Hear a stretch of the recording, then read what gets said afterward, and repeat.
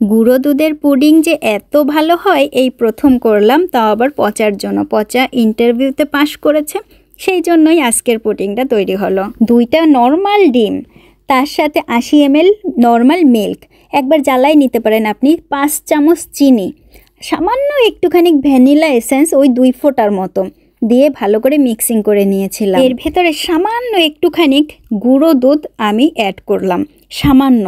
ওই ধরেন কেউ যদি পাশের বাড়ির একটু মিল্ক নিয়ে আসার গুঁড়ো দুধ, আপনি যেই এক কাপের মতো একটু চাইয়া লইয়া আসেন, দেন একটুখানি ওইভাবে একটা কড়াইতে একটুখানি পানি আর বেশ খানিকটা চিনি দিয়ে ক্যারামেল তৈরি করে নিলাম। নিজের পছন্দ মতো একটা কালার আসলে পরে ক্যারামেলটা এবং এইরকম হয়েছে। ক্যারামেলটা ঠান্ডাও হয়ে গেছে। আর এগুলো হচ্ছে কোরিয়ান মাটির হাঁড়ি, এবং ওই যে মিশ্রণটা করে রেখেছি ছেঁকনি দিয়ে ছেঁকে নিলাম।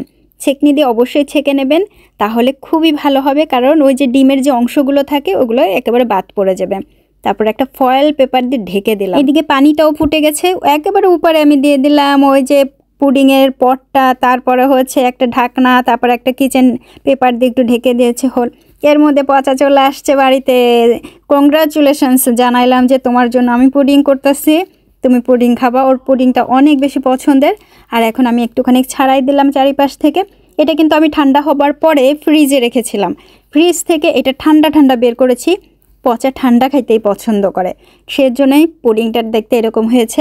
আর যদি আপনি চুলার উপর থেকে নামিয়ে ওই গরম গরম একেবারে মানে এটাকে কাটিং করেন, তখন দেখবেন আরও বেশি নরম, আরও বেশি সুন্দর।